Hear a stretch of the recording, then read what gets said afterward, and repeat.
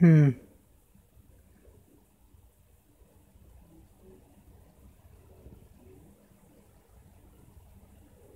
wants to watch some John Wayne? Anyone? Who wants to watch a 10 o'clock?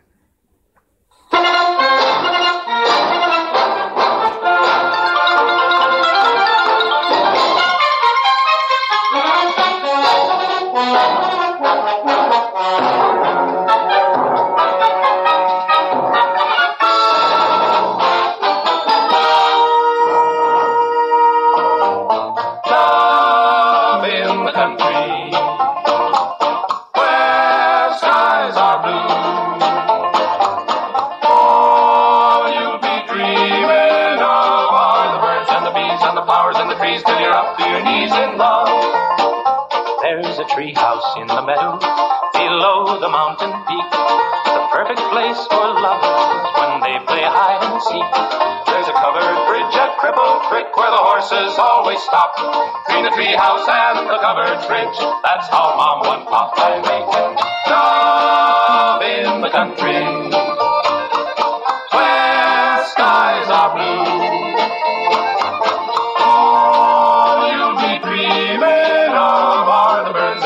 And the flowers and the trees till you're up to your knees in love.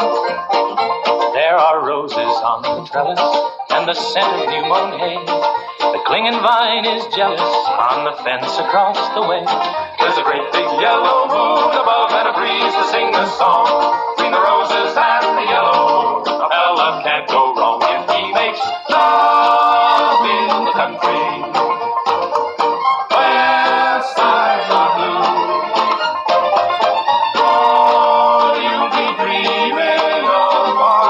The bees and the flowers and the trees till you're up to your knees in love.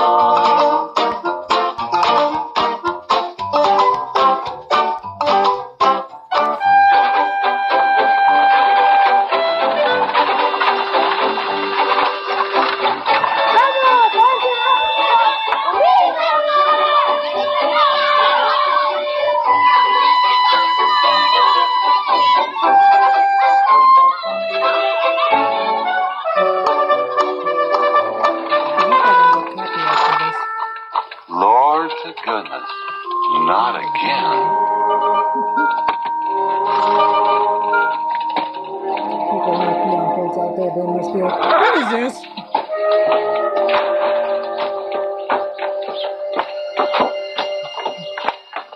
Howdy, Drago. Morning, Curly. Makes 7 times this month he come home swoggles. 6. 7. 6. Once was his birthday. That don't count. Give me my bucket. Didn't have anything for breakfast but 2 raw eggs and a mug of honey. No. Curly! Yes, boss? Don't say it's a fine morning or I'll shoot you. Get out of here, Bunyan. Get out of here, Bunyan. Good morning. Morning. Carlos, what are you doing up there? I hope I get it this time, Mr. McClintock. My brothers, they got the big hats already.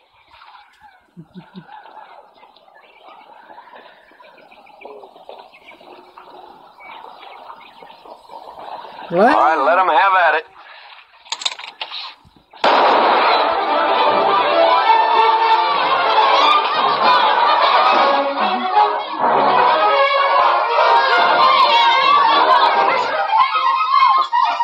Get over it. Did you only let me drive? You promised me you would sometime. No, Boss, you better watch that turn onto the road. You're gonna kill both of us one of these days. Thank you, Mr. Boss.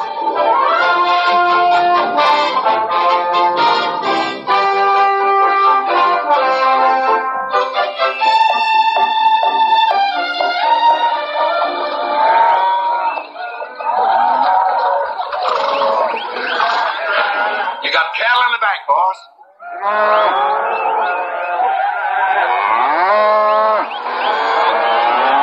Yeah. Give it up. Yeah. I don't care how much this takes up storage.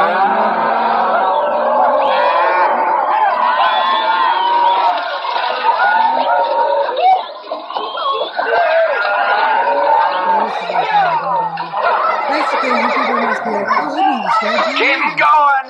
15 cents a pound all the way to Kansas City.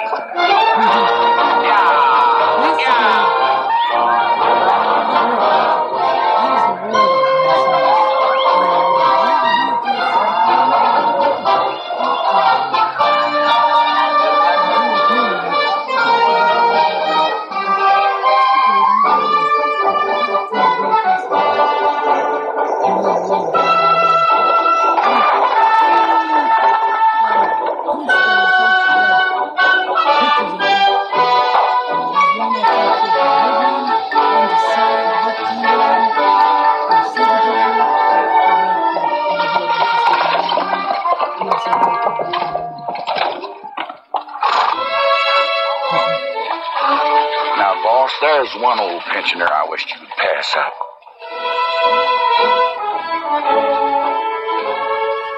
Bunny? Yeah. I knew where I'd seen his face before. He's an old timer. He's just been around town a couple of years. Oh, you have no milk of human kindness. Morning, Mr. McClintock. Morning, Bunny. Well, I can see you're in good health. Never felt better. Contrary to what you may hear. Me, my kidneys ain't what they used to be, and my liver's been leaving me billies. Drago?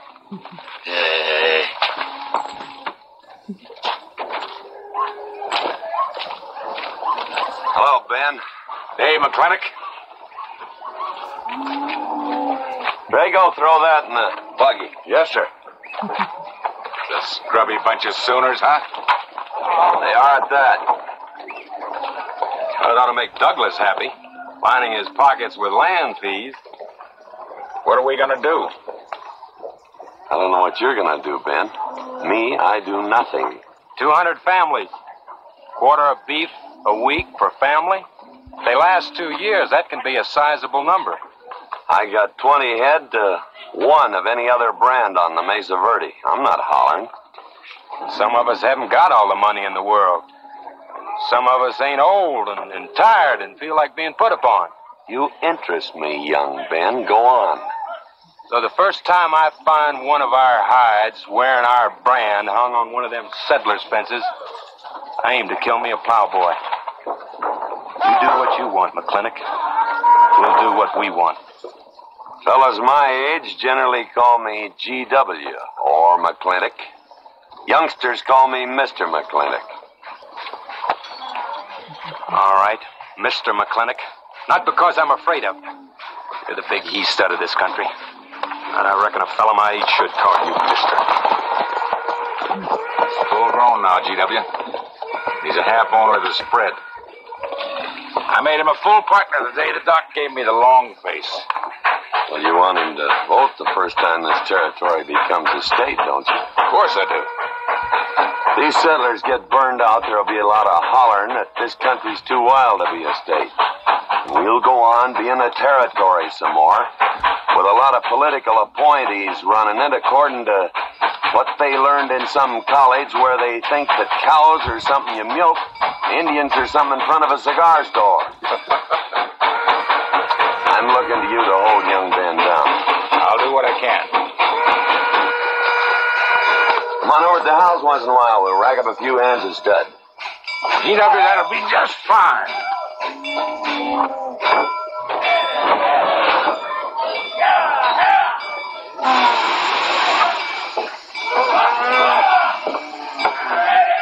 It's a nice morning, ain't it, boss?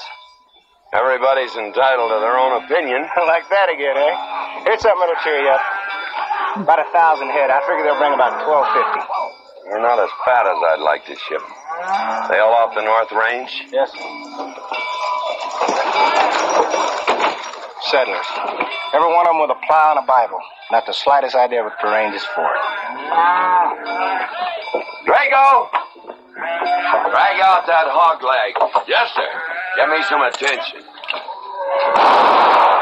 Yeah! People! People! People! People!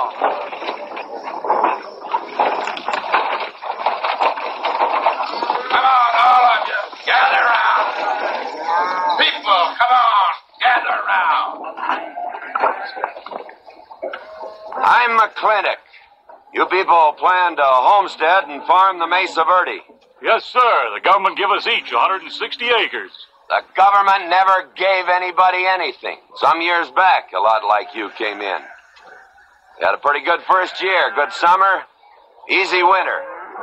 But the next year, the last rain was in February. And by June, even the jackrabbits had sense enough to get off the mesa. Folks, do you know who that is? That's McClintock. George Washington McClintock.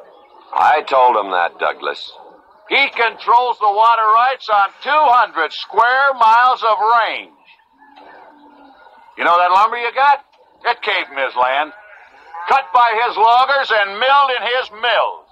Douglas, I come close to killing you a couple of times when we were younger. Saddens me I didn't. Can you imagine a man who owns all that? Oh, and mines too, I forgot to mention them. All that. And he's begrudging poor people a measly 160 acres. That right, Mr. McClintock? You begrudge us a little free land? There's no such thing as free land. You make these homesteads go, you'll have earned every acre of it. But you just can't make them go on the Mesa Verde. God made that country for buffalo. Serves pretty well for cattle. But it hates the plow. And even the government should know that you can't farm 6,000 feet above sea level. Any trouble, Mr. McClintock? No trouble, Jeff.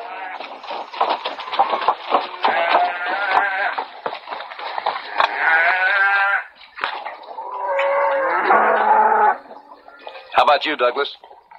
Douglas? Just plain Douglas, eh? And you call him Mr. McClintock. Why? Well, Douglas, I guess it's because he earned it.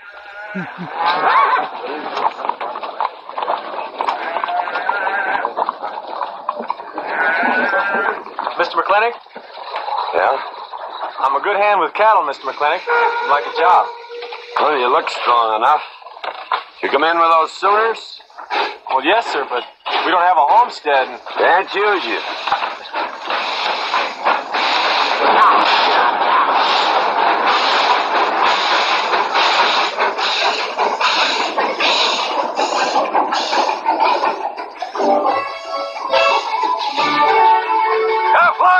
Sonny. Hell, ain't much future in being a farmer around these parts.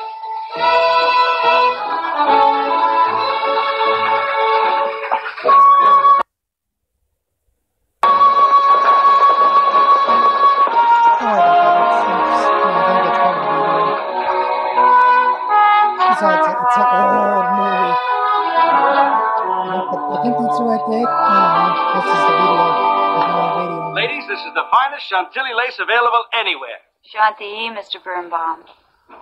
Well, believe me, it's the best. Oh, excuse me, please. Look around. Take your time. Drago, I got 1,000 Havana cigars and 12 of those hats for you over there. Them 12 big hats ain't gonna last long the way some folks have been different into that red eye these days. Uh-oh. Good morning, G.W. Good morning. I stole some stick candy. Please, help yourself. Come on in. Oh, yes. Davy, you can forget about saddling up the horse. Come in here. Problem? Yes. Well, if I were blacks, I'd move Queen's Bishop to King 4. Yeah, you might be right.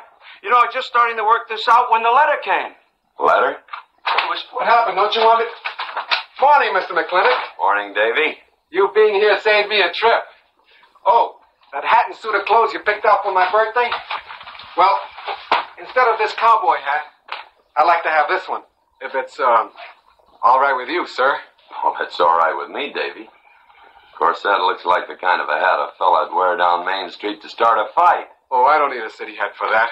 All I have to do is walk down the street and some wiseacre will call me an Indian, and just like that, the fight's on. Davy, the letter, it's for you. And you are an Indian. Yes, I know I'm an Indian. But I'm also the fastest runner in town. I've got a college education, and I'm the railroad telegrapher. But does anybody say, hello, college man, or hello, runner, or hello, telegrapher? No, not even hello, knothead. Davy, It's always let the Indian do it. Will you go out in the store and help the ladies? All right. I'm also a bookkeeper, I'm also a bookkeeper. part-time clerk. Always let the Indian do it. The lady brought that out here this morning, asked for it to be taken out to the home ranch for you. Handsome lady, kind of tall with red hair. Called me Mr. Birnbaum, just as if she'd never seen me before, and as if that veil that covered her face would keep me from recognizing her. I thought she was in New York or Europe or someplace.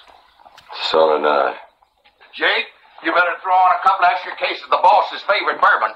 That stuff sure gets used up fast out at our place. Which reminds me, you better start tapering off. Catherine's in town. Katie?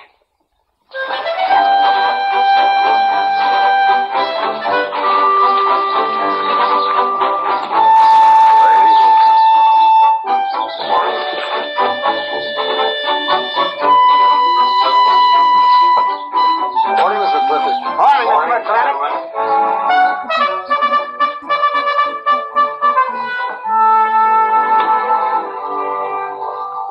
Morning. Hello, morning, Mac. Darling. Pomeroy. Morning, GW. What are you doing in here? Why aren't you out at the desk? Helping out the bartender. Yeah, I see a busy day. Give me the key to room 17. What? 17, and don't advertise it. Here they come, Mr. McClintock.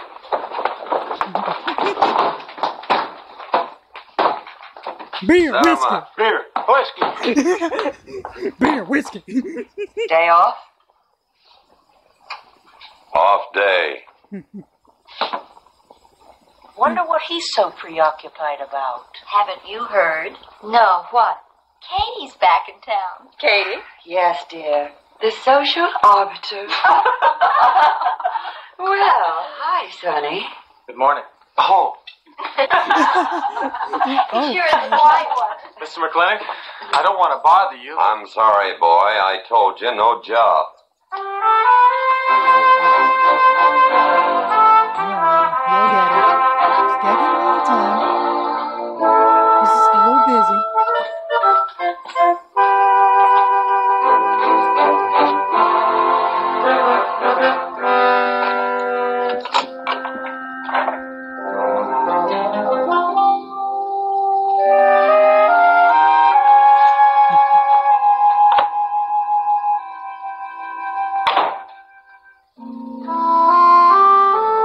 Catherine. George Washington McClintock. Shut up, Facebook. I thought you'd want this.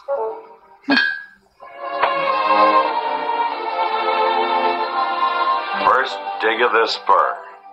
But who am I to upset your plans? Don't you feel kind of silly? I never feel silly. It's because you have no sense of humor. Why couldn't we sit down in the hotel dining room and talk about whatever it is you want to talk about? Or why couldn't you just come over to the house? And have everybody know that we're meeting. Everybody knows, and what's the difference? We're married. And that is something I should like to change.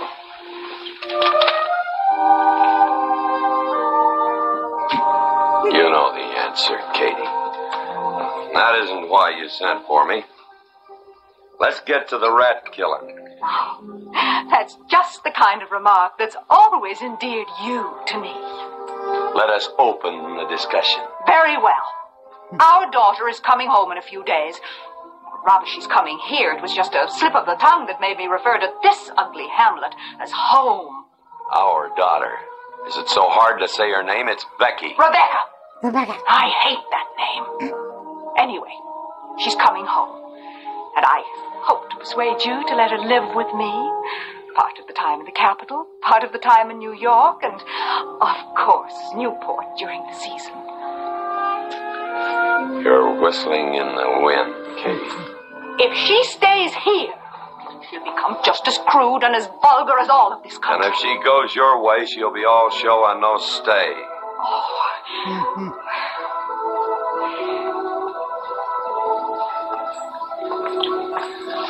No go, Kate. I hate you. Oh, how I hate you. Half the people in the world are women. Why does it have to be you that stirs me? Animal. That's the story. I saw your picture in the paper at the governor's ball. You were dancing with the governor. At least he's a gentleman. I doubt that. You have to be a man first before you're a gentleman. He misses on both counts.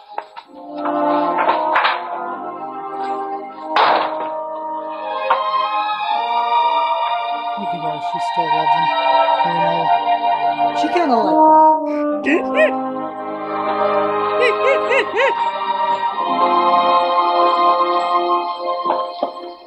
Hey, Sonny. You gonna ask him again? Nope. Hey, boy, you gotta pocket your pride. You gotta beg. You better listen to an expert, Sonny. I'm telling you, you got to grovel. Human nature gets him every time. Mister, leave me alone. Everybody does it one way or another.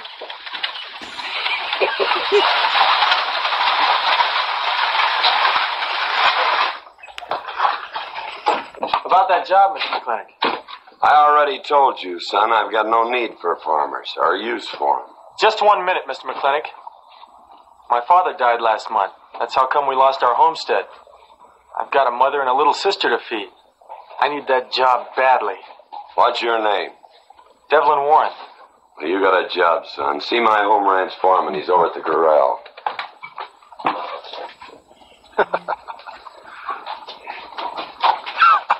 Step down off of that carriage, mister.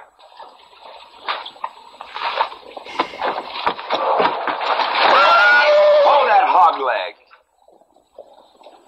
I've been punched many a time in my life, but never for hiring anybody. I don't know what to say. Never begged before. Turned my stomach.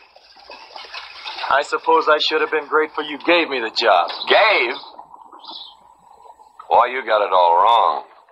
I don't give jobs, I hire men. You intend to give this man a full day's work, don't you, boy?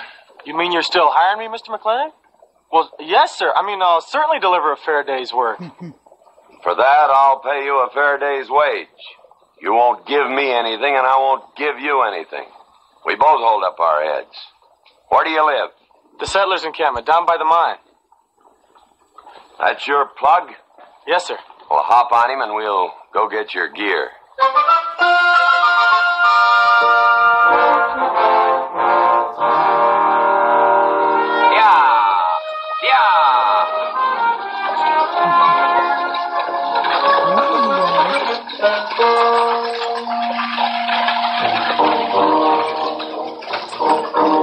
Anyways, you guys enjoying the movie?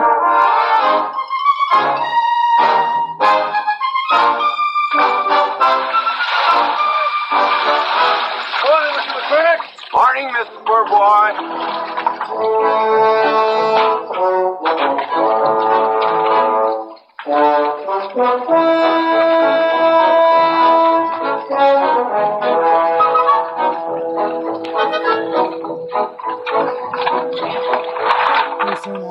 I'm sure that all you fine people are interested in knowing just what portion of this new land will be your new home. Oh, Jones and McAllister, since you've been more or less the leaders of our group, I'd like to have you come up and check the exact location. Won't be a minute, sir. You know what? Oh my God, I just thought about that. Each class is 30 minutes. Go after that boy and give him $30. Tell him McClintock pays these riders a month in advance. From the looks of things, they can sure use it, too. Oh, Mom? It's Mr. Drago. Morning.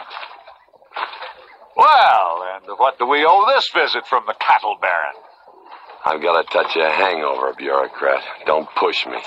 Oh, back then. Ho-ho! Let's get drunk together. Say, those are Indians. Are there Indians in this homestead land? Friendly Indians, my boy. Oh, back Macklin.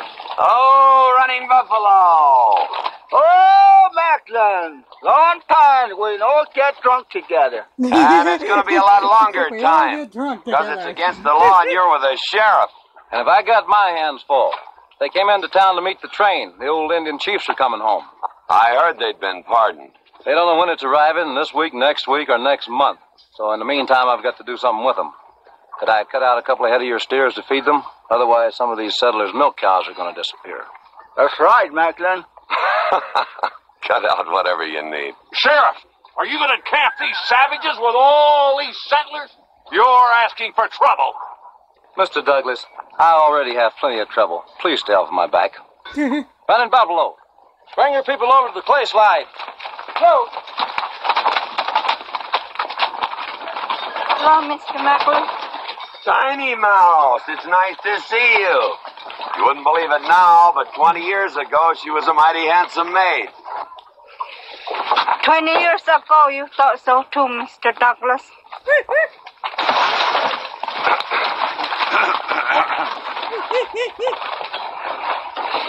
It was just like this. I had a dead beat on old Running Buffalo, and my sharp 50 caliber misfire.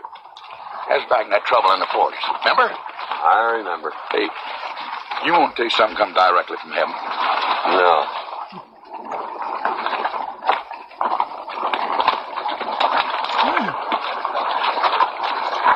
Where'd you get this? That boy's mama baked them. You thinking the same thing I am? She's a widow woman, boss, and she's got a long, hard road home. Hire her. That's your mother? I always said you had a heap of sense. Mr. McClintock, this is my mother. Your mother? And my sister. Pleased to meet you, Mr. McClintock.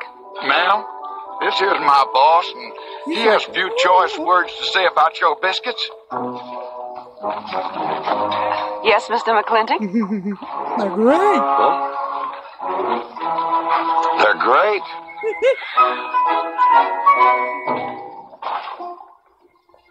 Oh, no.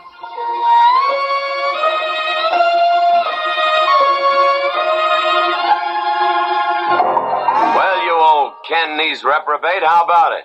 Fire me? I'd kill myself. I'm not talking about firing you, I'm retiring you. You've been rustling food for us for 30 years. We're going to put you out to pasture. All you'll have to do is give advice. Be one of the family. I'd kill myself. I may save you the trouble. Ching, Ponytail, huh? kill yourself, I'll cut off your pigtail, and you ain't never gonna get to heaven. I'll be one of our family. I give you my solemn word. But they call me family. Drink too much, get in fights, yell all the time. Cut off his pigtail. All right, I'll be one of our family. Giúp lý đó. Phải là giúp lý đó. Hai. Hamlet.